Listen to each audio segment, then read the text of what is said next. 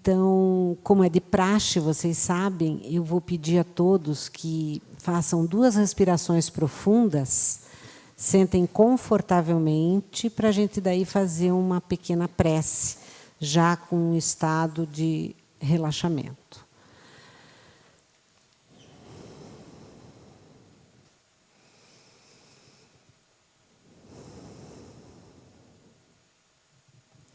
E assim, com o pensamento leve, a gente vai se desligando daqueles pensamentos do dia a dia, podemos nos conectar ao plano espiritual superior, à equipe espiritual que preparou tão carinhosamente para nós esse ambiente, carregado de boas energias, para que possamos sair daqui reenergizados, ficando mais fácil enfrentarmos o que tivermos que enfrentar no nosso cotidiano. Vamos fazer um exercício de agradecimento ao fato de podermos estar aqui, de podermos escutar alguma coisa que possa nos tocar sobre a doutrina, e também um exercício de humildade, de reconhecimento que não somos nada sem o auxílio dos nossos mentores, para que possamos ser sempre amparados, intuídos, auxiliados no caminho da nossa elevação moral. Que possamos ser merecedores desse cuidado. E para isso, precisamos cuidar de estar sempre vigiando o nosso pensamento, para atrairmos bons espíritos.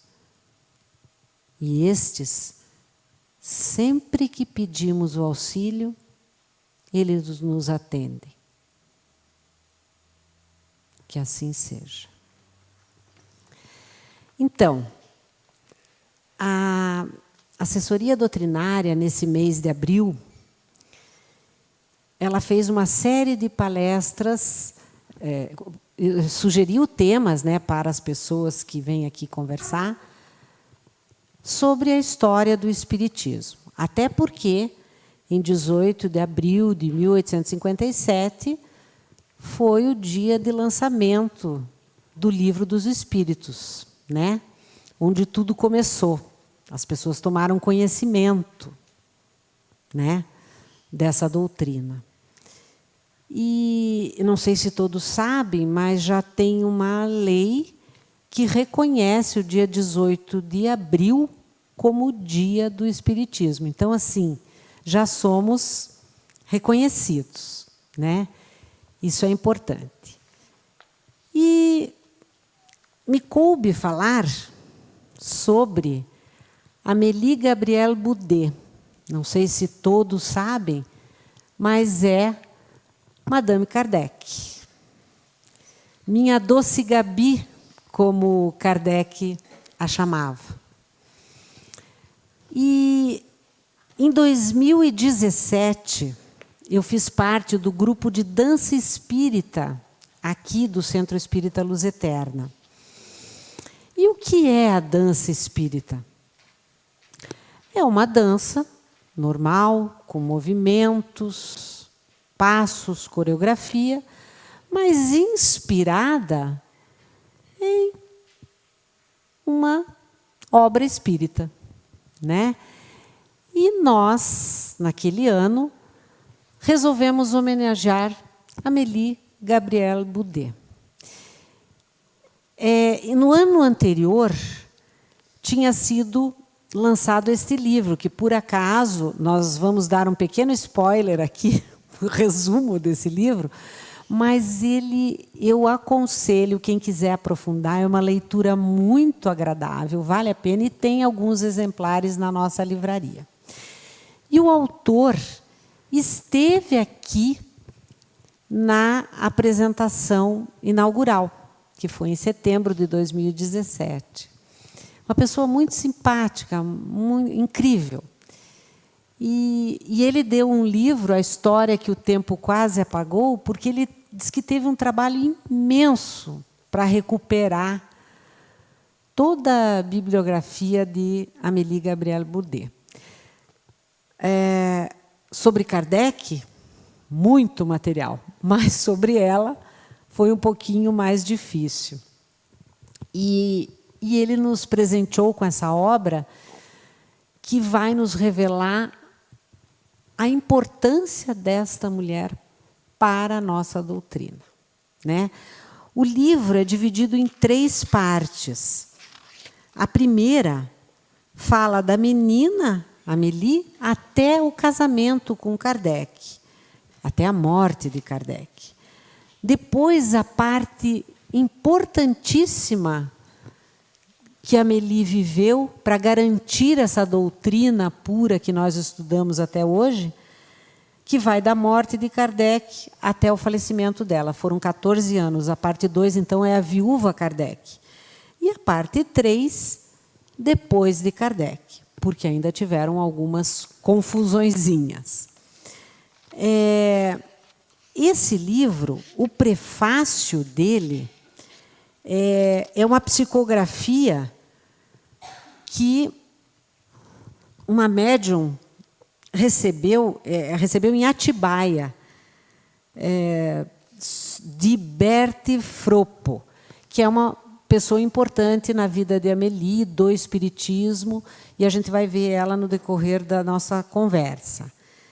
E ele fala que a Berti acompanhou de perto a elaboração desta obra, satisfeita com cada descoberta e constatação apreendida pelo autor e médium Adriano Calzoni, esse irmão tão querido. Devo admitir que, ponderando o passado, livre dos entraves materiais, porque ela já tinha desencarnado há muito tempo, né? Muitas vezes considerei meu combate em favor da verdade exagerada. Entretanto, constatando o caminhar lento e dúbio da humanidade, em especial dos espíritas, no que tange ao seu próprio desenvolvimento espiritual, uma puxada de orelha, concluo que levantar a bandeira da verdade foi e ainda é fundamental. Jesus foi o seu maior defensor ao afirmar: e conhecereis a verdade, e a verdade vos libertará. Então, é uma obra muito rica de detalhes sobre o que o Espiritismo enfrentou. Recomendo essa leitura. Então, nós vamos começar com o panorama que estava rolando na França quando Amélie nasceu. A França, nós vamos falar aqui de várias revoluções, guerras, conflitos que aconteceram neste período do século XIX e XX. Aliás, 18 e 19. Não, 19, século XIX só. Eu tenho um problema sério com esse negócio de século, porque você soma 1800 e pouco e é século XIX, não é século XX. Né? Então, a Revolução Francesa, que foi uma guerra muito sangrenta na França, que lutava por igualdade, liberdade, fraternidade, e em nome desta fraternidade, muita gente foi degolada. Revolucionou o ambiente na França. Amélie nasceu em 22 de novembro de 1795, em plena Revolução Francesa. A Revolução durou 10 anos, vocês viram ali, de 1789 a 1799, um período longo. E as pessoas passavam fome por conta de todos esses conflitos. O que mudou o clima da cidade onde Amélie nasceu, que era uma cidade pacata, 19 quilômetros de Paris, tudo tranquilo, mas com a Revolução ela ficou agitada, movimentada, com as pessoas reclamando por comida. Ela veio de uma família burguesa, com o pai, era um escrivão público. Ele se chamava Julien, e a mãe se chamava Julie. Então, que bonitinho, Julie e Julien. A avó paterna, ou seja, a mãe de Julien, foi quem foi testemunha do registro de Amélie. E a mãe da mãe dela, a avó materna, então, tinha na família vários artistas, o que vai ocasionar um direcionamento de Amélie para essas tão famosas artes. Uma sensibilidade, né, de artista. Então, Amélie conheceu, por conta da mãe e da avó, que não são Amélie, nem a avó, nem a mãe, aqui é só para inspirar, a importância desta influência positiva nos filhos e netos, né? Amélie cresceu escutando músicas clássicas, vendo teatros, conhecendo a literatura com poesia, prosa, contos, romances, a literatura francesa e até a literatura do exterior, né? Ela via pinturas maravilhosas. Então, ela cresceu nesse ambiente da arte. Porque é uma coisa impressionante. Quando a gente não conhece a arte, por vezes a gente até nem consegue admirar, né? Você entra num museu, vê um quadro, parece que aquilo é cansativo para você. Tem gente que eu vejo falar, detesto entrar em museu, é cansativo, não gosto. Não. Mas, quando você tem esse olhar de sensibilidade, você consegue perceber coisas maravilhosas nas obras de arte, né? Isso Amélie já cresceu com essa orientação. E o prazer da leitura já veio também junto com ela desde pequena.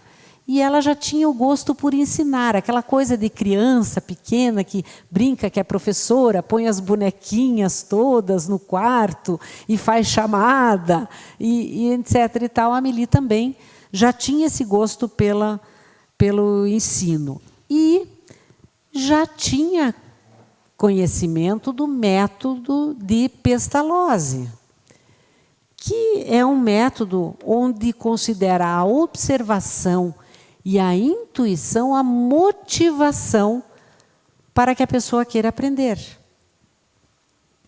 Ele é muito mais parte do estudante a vontade de aprender. E vocês já ouviram aqui, em outras palestras, que Kardec também estudou com o método de Pestalozzi, né?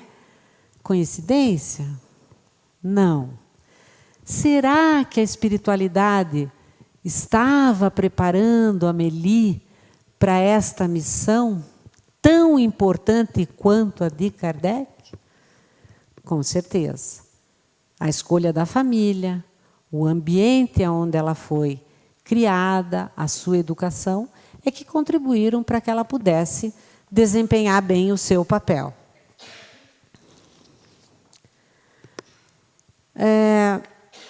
Quando Amélie tinha 11 anos, bem depois da Revolução Francesa, então em 1806, eles se mudaram por conta da transferência do pai, que era escrivão público, né, lá de Thiais, para a Ville de Château de Loire.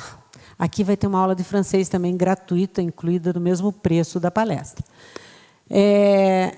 Eles mudaram-se para lá, e nesta época se firmava o conceito das mães educadoras. As mães educavam as suas filhas para que elas fossem boas mães, boas donas de casa, que elas soubessem, então, cozinhar, fazer limpezas, fazer bordados. Era a educação corrente na época. Porém, não por acaso, Julie, a mãe de Amélie, preferiu investir no conhecimento para ela, né? Que ela fosse estudar para ter acesso a outros conhecimentos. E essa filosofia vigente na época não é por acaso. Alguém já estudou, em época remota, os filósofos, né? Jean-Jacques Rousseau, que ele defendia que as mulheres, elas deviam ser educadas, sim, mas não instruídas.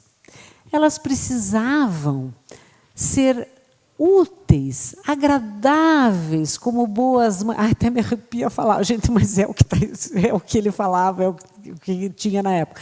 Mas as mulheres tinham que ser agradáveis, simpáticas, boas mães, boas esposas. Não estou dizendo aqui que isso tenha que ser excluído da nossa vida. Acho que a mulher tem que ser mesmo feliz, né, no relacionamento, para ela ser uma boa mãe, uma boa esposa, etc. Mas ela também tem que receber, né, em troca, um carinho, um reconhecimento daquilo que ela faz. Mas, na época, não era assim. Então, era importante que as mulheres aprendessem bons hábitos de higiene, né, bons hábitos de economia do lar, né, e que elas desenvolvessem virtudes como a humildade, o sacrifício, a renúncia, né? Por que só a mulher, né? Por quê? Mas, enfim, era a filosofia da época. Ainda bem que Julie não se influenciou por esse sistema dominante. E aí perceberam que o estudo naquela comunidade pequena tinha se concluído e resolveram matricular Amélie numa escola, num colégio interno da elite parisiense. Então, Amélie se mudou para Paris com 15 anos. Ela tinha aulas de educação moral, educação social, e tinha aula de artes, né, de pintura, de desenho, tinha aula de música, tinha aula de dança, e ela foi sendo educada. Também aprendeu bordado e essas coisas normais. Isso em 1810. Agora, vamos fazer uma retrospectiva. Eu que vos falo, tenho 64 anos de idade. Quando eu estudei, em 1970, o que seria o ensino fundamental, o ginásio, no Colégio Estadual Rio Branco, nós tínhamos aula de educação para o lar. Nós aprendíamos a bordar, a costurar, a fazer molde, a cozinhar, a fazer camisinha pagão para bebê, né? Era importante, perfeito. Aqui em Curitiba, nós tínhamos um colégio do então científico, agora eu nem sei como é que chama, perdi depois do ensino fundamental, ensino médio. De ensino médio que chamava Educação Familiar, que preparava as meninas para serem donas de casa. Ficava ali na Bento Viana. Era só matérias assim. Eu, na minha época, quando eu fui para o ensino médio, teve uma reforma de ensino no Brasil. Acabaram com o científico puro e simples e criaram o ensino técnico. Então, você tinha que escolher. Já é difícil uma pessoa, um adolescente com 17, 18 anos, escolher o curso que ele quer fazer na faculdade. Agora, pense em adiantar isso para os 14 anos. Você tem que escolher qual é a área que você vai querer atuar. E a gente tinha que escolher. Era análises clínicas, para quem queria área médica, daí tinha a escola normal, tinha uma outra que era para quem ia para engenharia, etc. e tal, tinha outra para quem ia para humanas. E eu escolhi tradutor e intérprete, porque eu fiz um teste de aptidão e deu que eu gostava de línguas e tal, não sei o quê, então fui para tradutor e intérprete, no Sion.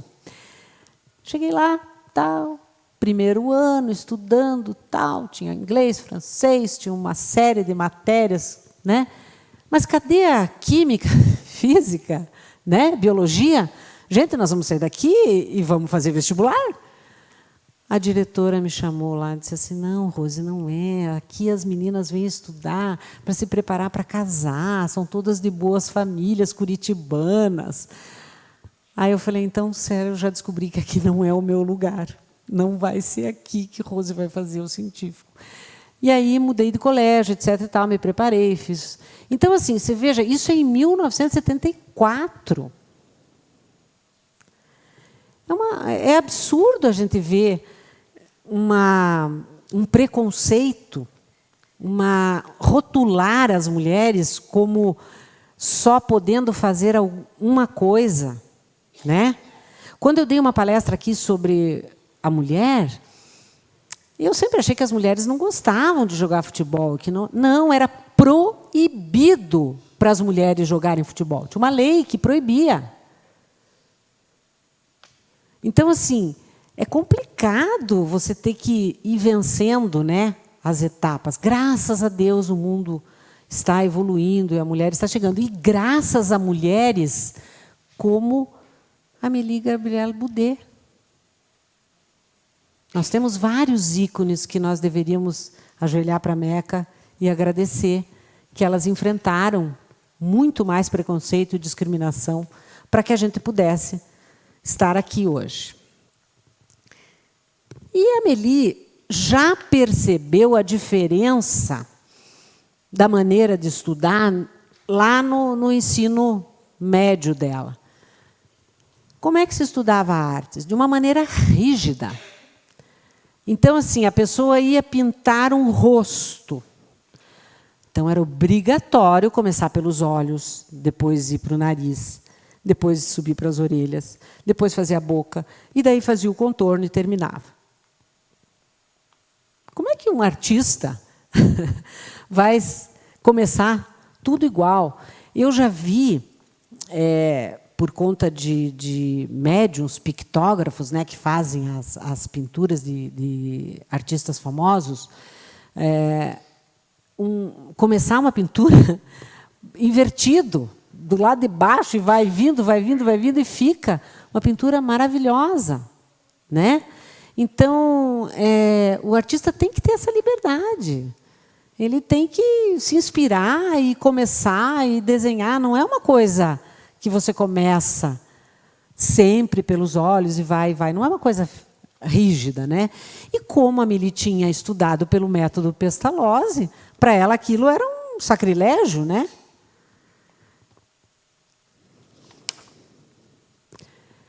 E aí o Estado começou a capacitar os professores. Começou a criar as escolas normais. E a Amélie se formou, aos 19 anos, como institutora. E ela também, além de fazer escola normal, ela fez belas artes. Então, ela aprendeu realmente a pintura, gravura, etc., música, canto, enfim. E ela também aprendeu línguas, como latim, grego, além do francês. Então, ela tinha, assim, uma cultura acima da média. E as mulheres, quando se formavam ali na escola normal, elas tinham 3 opções. Ou elas casavam, ou elas faziam votos religiosos, ou elas escolhiam ficar solteiras. E a Amélie escolheu ficar solteira. Então, para isso, a família dela apoiou. O pai e a mãe se mudaram para Paris, porque eles tinham mandado ela para estudar, né, numa escola interna. E depois eles foram mudar para dar apoio a ela. E ela começou a ensinar em Paris com o método de Pestalozzi, onde a base da educação é o amor.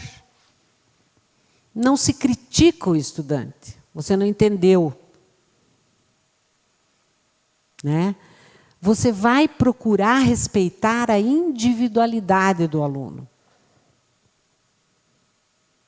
E o objetivo é o desenvolvimento do educando, que eles falam, né? Educador e educando. É um método fantástico. Amélie, em 1825, escreveu o primeiro livro dela, inspirado em Balzac, chamado Contos Primaveris.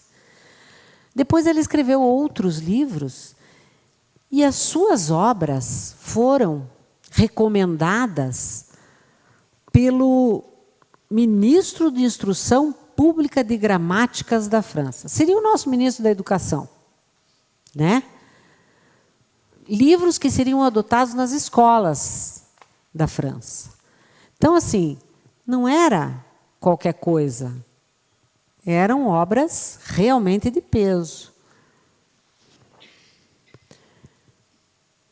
Então, essa é a formação de Amélie até ela encontrar o famoso professor Hippolyte Léon Denisard Rivail, que, paralelamente, em 1826, fundou o Instituto Rivail, que era uma escola.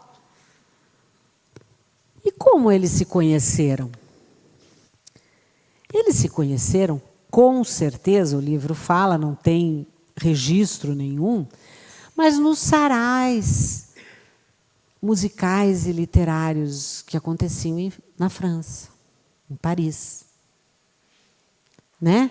Como a juventude hoje se reúne para ir em barzinho, etc. e tal, escutar, ver shows, etc., lá eles se encontravam para escutar música clássica, para alguém fazer uma leitura de um livro e se comentar. E como eles eram professores, escritores, tinham muita coisa em comum, com certeza amigos em comum os apresentaram. Em 1830 eles se conheceram.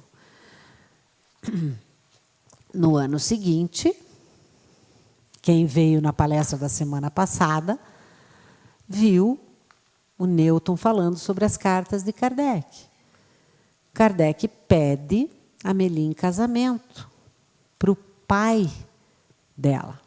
Ele escreve para o senhor Julian, que, por sua vez, responde à mãe de Kardec, né? Aceitando. E daí nós temos uma carta doce que foi escrita pela mãe de Kardec para Amélie.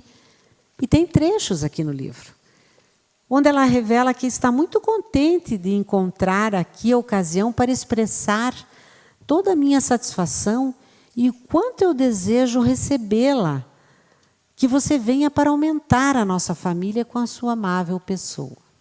Então, carinho, né? Delicadeza. E é importante isso para que o casal viva bem, quando a família acolhe, né? Porque a gente pode pensar, não, o que é importante é o marido, a esposa, que a família não influencia, mas não é bem assim. É importante porque quando eu sempre digo, você compra um e leva, né, o pacote todo, leva a família toda, leva cunhado, sogra, sogro, periquito, papagaio, tudo vem junto. E quando o ambiente é agradável, isso torna mais construtiva a relação até do casal, né?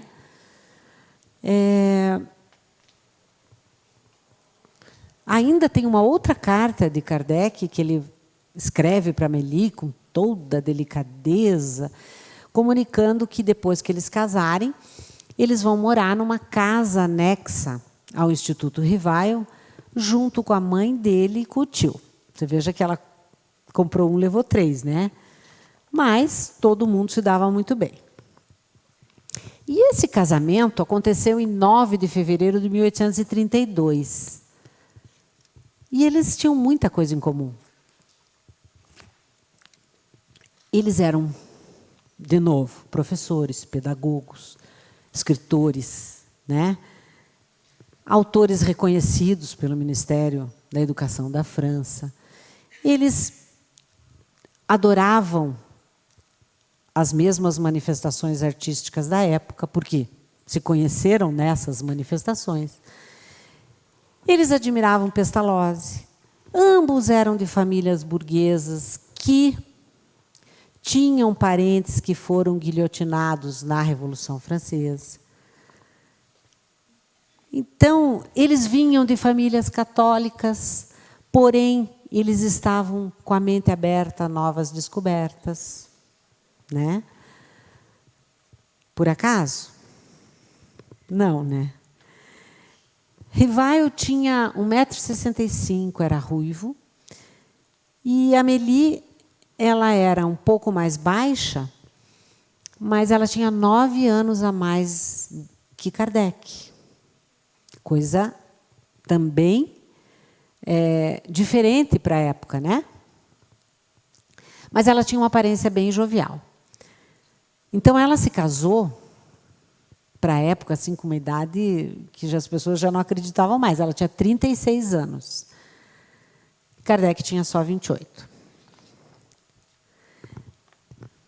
E, para ficar registrado que ela era uma pessoa especial, preparada para essa missão, eu me permito ler o currículo de Amélie.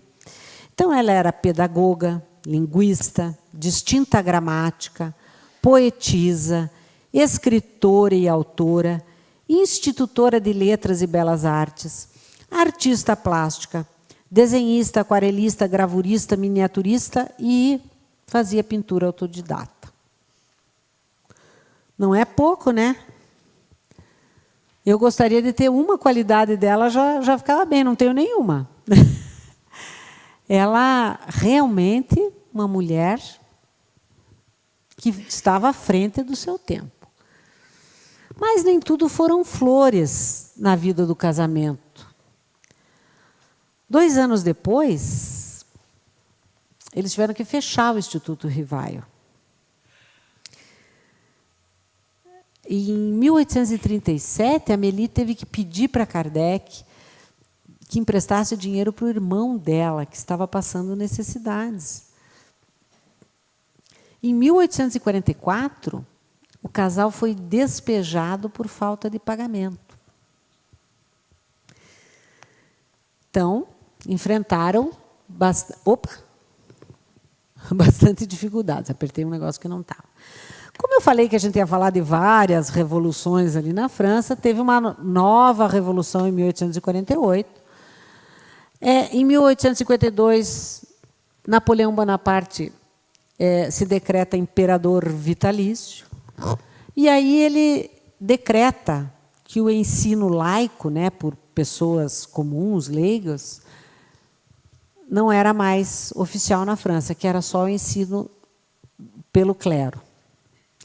Com isso, foram 800 professores demitidos sumariamente dos seus empregos. Isso afetou o casal Rivail. Mas, como a gente fala, a espiritualidade não deixa nada ao acaso. Nessa mesma época, o pai de Amélie falece, o inventário fica para dividir os bens dele, o dinheiro para ela e o irmão. Então, ela ficou com uma boa quantia.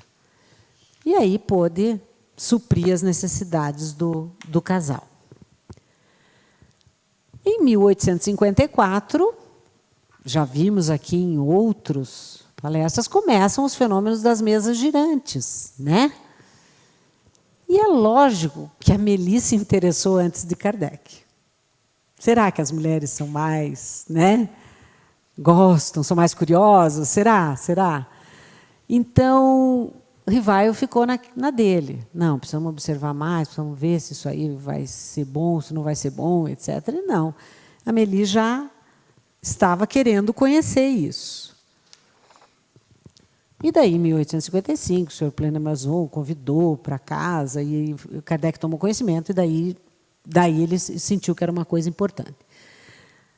Em 1855, o casal também se muda para um apartamento em Paris, mas já sonha com a construção de uma casa, para que eles pudessem concentrar lá as atividades deles.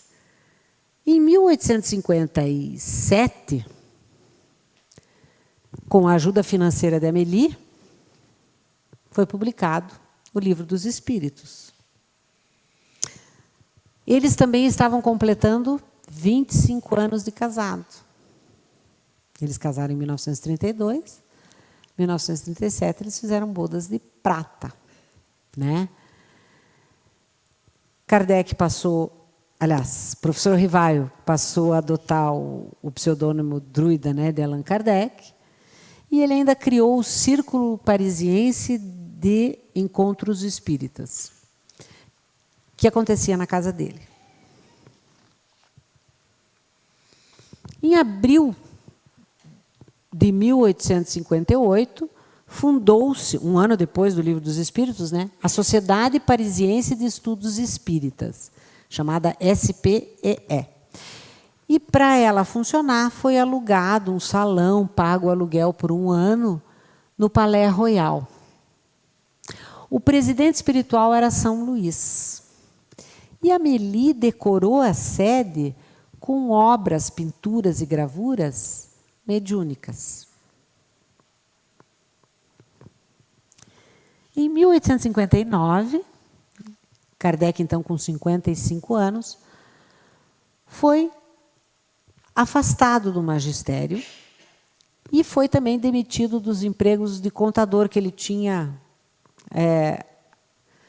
conseguido, né, para tentar salvar a renda naquela primeira crise financeira, mas os chefes eram católicos e daí, com a publicação dos livros espíritas, ele foi demitido.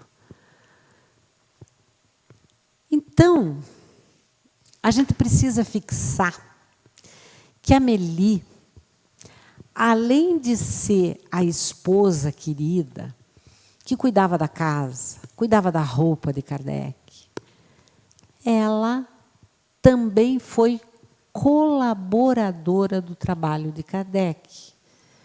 Ela fazia a revisão, a transcrição das obras espíritas. Ela ajudou na compilação dos originais. Ela também, na década de 1860, ela substituía Kardec em eventos que ele não podia comparecer. Ela era responsável por responder todas as cartas que eles recebiam. Então, realmente, ela teve um papel fundamental para que Kardec conseguisse executar a missão que ele precisava, de codificar essa doutrina. Ele teve um auxílio importantíssimo. Isso é parceria, né? É bacana quando a gente vê um casal que se apoia, né? Que não é só um, né, que se destaca e o outro murcha, como se diz. Também, na década de 60, eles receberam uma doação muito grande de 10 mil francos. O que eles fizeram foi aplicar pagando aluguéis de 6 anos da sede da SPEE. No final da década, eles já estavam aguardando o término da residência tão sonhada deles na Vila de Ségur para instalar o casal e as atividades espíritas. Em 1869, o livro fala que se estimava um número de 7 milhões de espiritistas no mundo, um número considerável. Também fala que, nesse ano, a Revista Espírita e a Sociedade Parisiense de Estudos Espíritas também mudam o endereço para se unir à Livraria Espírita, e toda a renda dessas instituições era o Caixa Único do Espiritismo. Em 31 de março de 1869, eu coloquei essa imagem, não é Kardec, ele não usava jeans, porque era a véspera da mudança deles para a Vila de Ségur. E Kardec estava agitado, ansioso com essa mudança, carregando caixas, e aí ele foi descer uma escada, e nesse momento ele teve um AVC fatal. Neste momento do desencarne de Kardec, a Amélie tinha saído para fazer umas compras para a mudança. Sabe aquela coisa que você está encaixotando, acaba a fita adesiva, acaba o pincel para você escrever essa caixa da cozinha, essa caixa do banheiro, essa caixa... Então, ela saiu para comprar algumas coisas necessárias para a mudança. Quando ela chegou, Kardec já estava falecido. O primeiro a chegar foi Delane, que, com a ajuda dos empregados, colocou o corpo de Kardec num colchão na sala, cobriu com um lençol. Amélie, quando chegou, ela se espantou. Eram 37 anos de casamento, né? De uma união assim, de almas. Então, tem uma frase no livro que eu acho linda, porque define mesmo essa tristeza de Amélie. Ela recuou como uma estátua explodida e olhar vago. Então, ela ficou muito triste com o desencarne de Kardec. Tão triste que ela não pôde comparecer à cerimônia fúnebre de Kardec.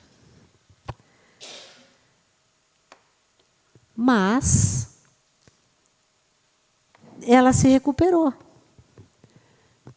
Se recuperou, contratou um artista renomado para fazer o busto de Kardec no túmulo dele, em Père Lachaise, em Paris.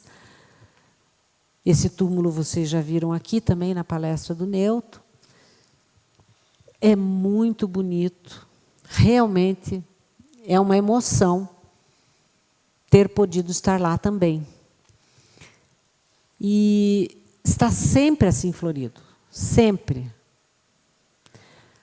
Uma homenagem, uma pessoa que revolucionou o mundo, né? Mudou a maneira das pessoas encararem, né, a vida, deu sentido a muita coisa, consolou. E aí, ela também tratou de se preocupar em continuar o que o Kardec queria fazer. Ele queria divulgar o máximo possível as obras, que todo mundo tivesse conhecimento dessa doutrina. Então, ela continuou com esse mesmo propósito, de manter o espiritismo vivo, né? Fazemos uma partezinho aqui, o livro faz, sobre o luto. É muito difícil a gente perder uma pessoa que a gente ame, que viveu muito tempo ao lado, por vezes pouco, mas intenso, né? Então, assim, ninguém diz que é errado chorar, ficar triste, né? Viver esse luto. Só não pode se enterrar junto. E a Amélie nos deu esse exemplo, né?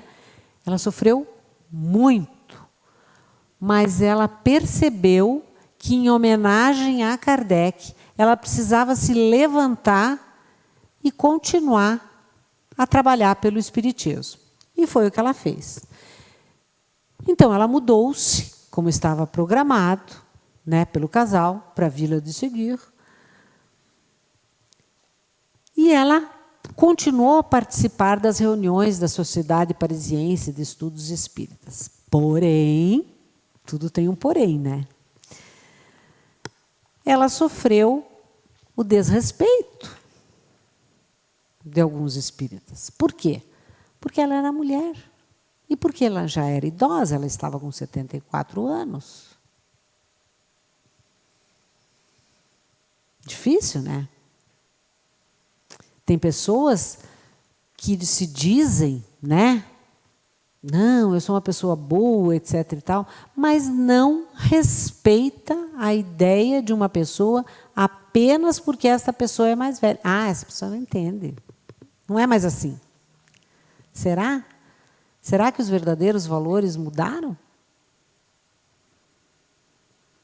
Não, né? Pode ser que a gente não entenda muito de tecnologia, que sofra para danar com o computador, com o celular, para que a coisa funcione. Mas, sobre as verdadeiras coisas importantes na vida, a gente ainda sabe, ainda consegue, né, ensinar alguma coisinha. Então, foi muito importante esse período pós-Kardec, de 14 anos, porque a Amélie enfrentou muitos problemas para manter essa doutrina pura, para que a gente pudesse tomar conhecimento.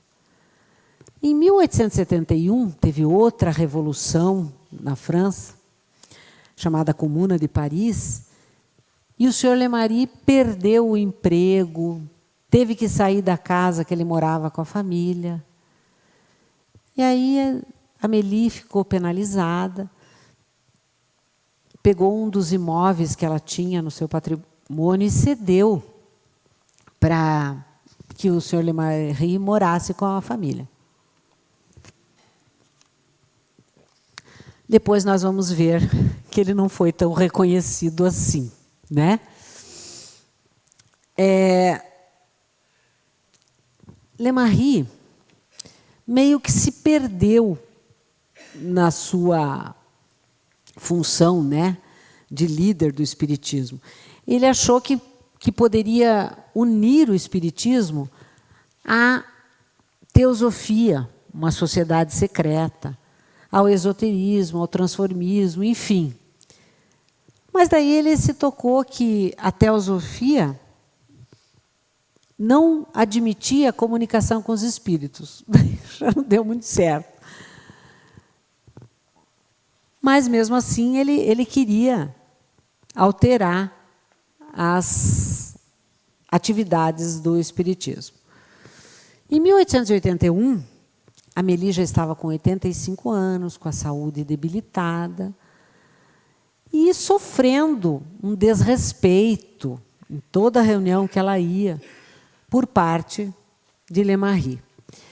Nessa época aparece a Berthe Fropo, que percebeu as dificuldades da Amélie e resolveu apoiá-la, para que ela pudesse enfrentar com mais força, né, as dificuldades. Ficou amiga de Amélie, né? Em 1883, a Amélie bateu com a cabeça na quina de mármore da cama e veio a falecer. A Berthe já estava morando com a Amélie, chamou o médico, mas não foi mais possível salvar a Amélie. Então, ela desencarnou aos 88 anos. Em 84, Berthe Fropo escreve o livro Muita Luz, Beaucoup de Lumière, acho que é a última aula de francês que nós vamos ter aqui, onde ela faz duras críticas a Lemarie, né, a postura dele de desrespeito com a Amélie, e elogiando a Amélie pela defesa das ideias de Kardec, né, para resguardar a doutrina espírita pura.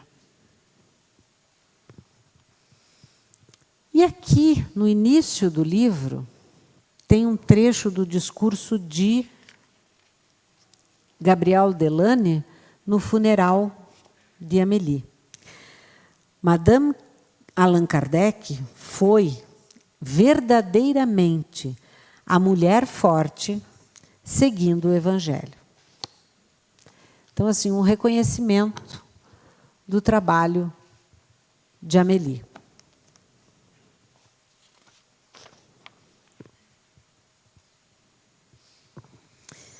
E a terceira parte do livro, no pós-Kardec,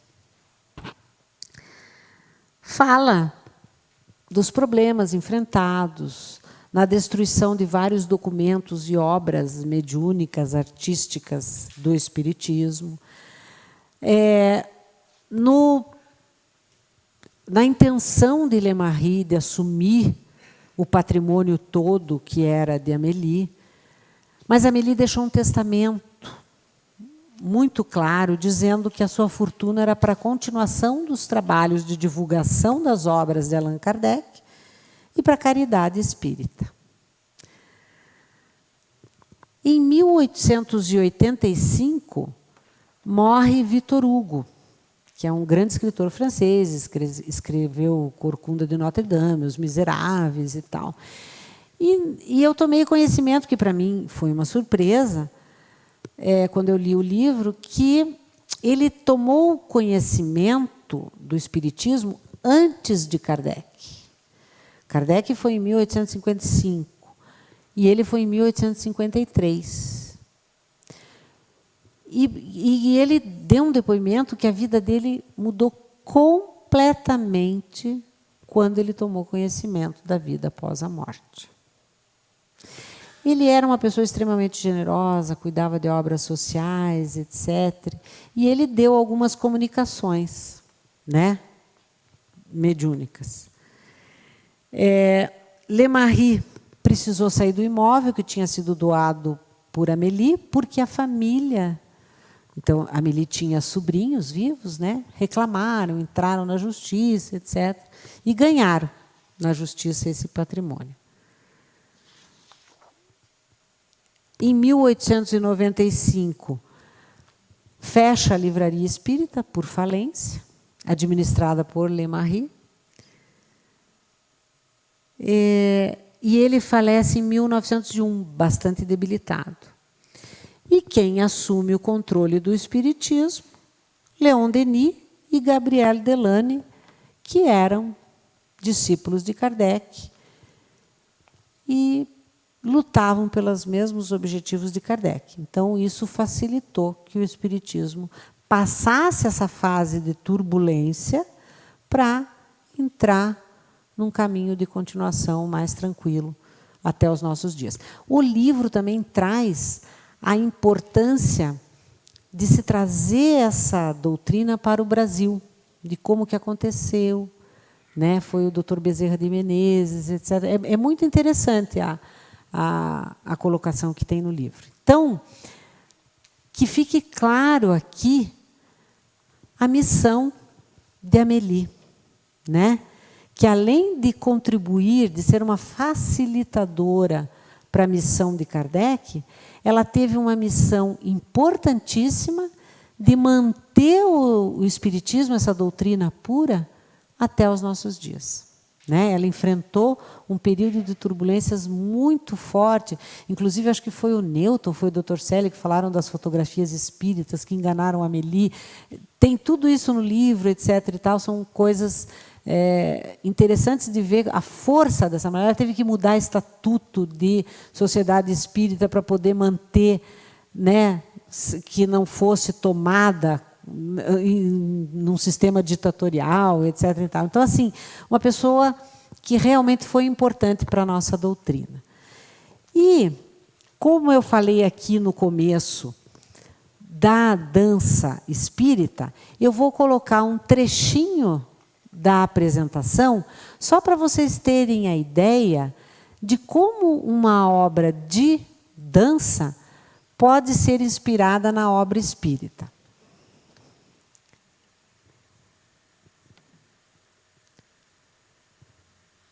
Opa, estou me enxergando ali? Não era esse, ó.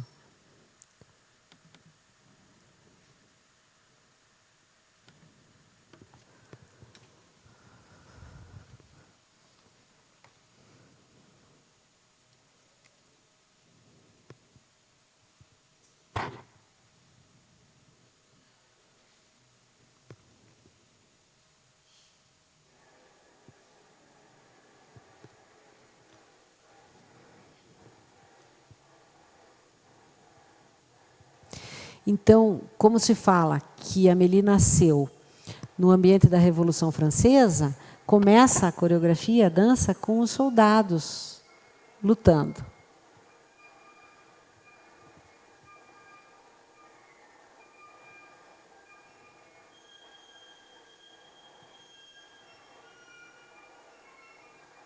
É esse palco mesmo, né? Mesmo móvelzinho, tudo. Daí a Amélie, criança, com a mãe e a avó, que influenciaram.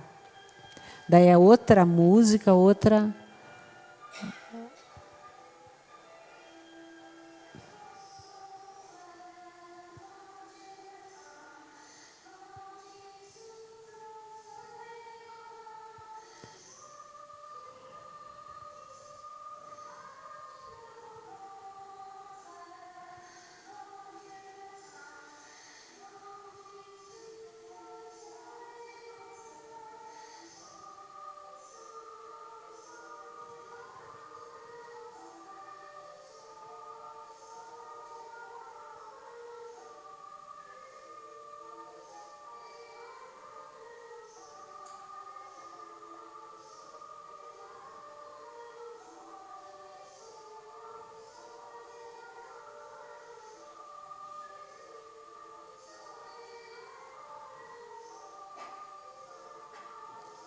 Daí a Amélie vai crescendo, vai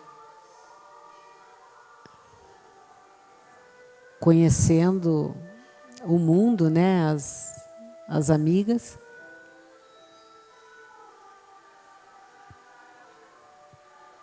E a espiritualidade sempre cuidando para que ela seguisse o caminho certo.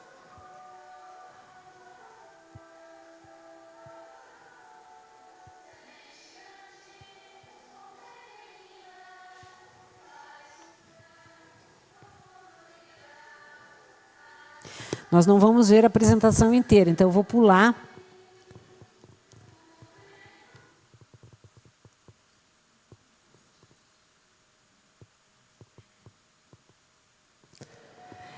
Essa parte daí já é a formação de Amélie. Ela já está moça. Esse traje foi inspirado na capa do livro. Casaquinho Marcélia, saia turquesa. E pode ver que tem livros no lenço, né? Então é o estudo. Daí vai ter um lenço com música, um lenço com gravuras, com uma aquarela. Então é as áreas de conhecimento de Amélie. Então é assim que vai se inspirando a coreografia.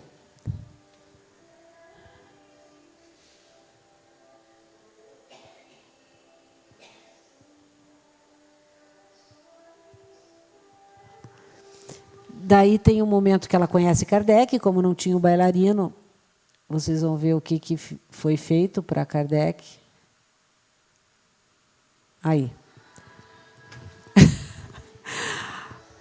Então, essa é o conhecimento.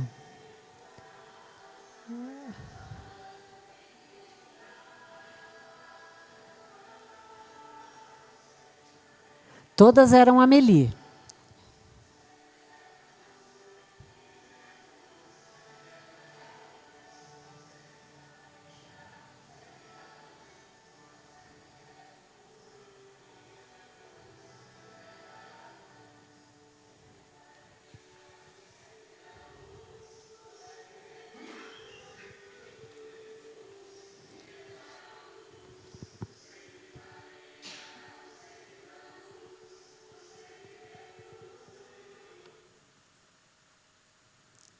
Daí tem o mundo espiritual, né, que foi descortinado.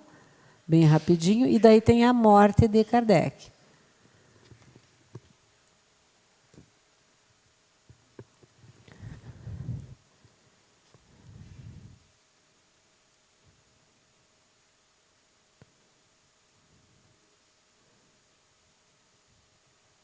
Então, assim, é toda uma dança inspirada no livro, na obra, no sentimento, né, da obra. Ó, já deu. Desculpa.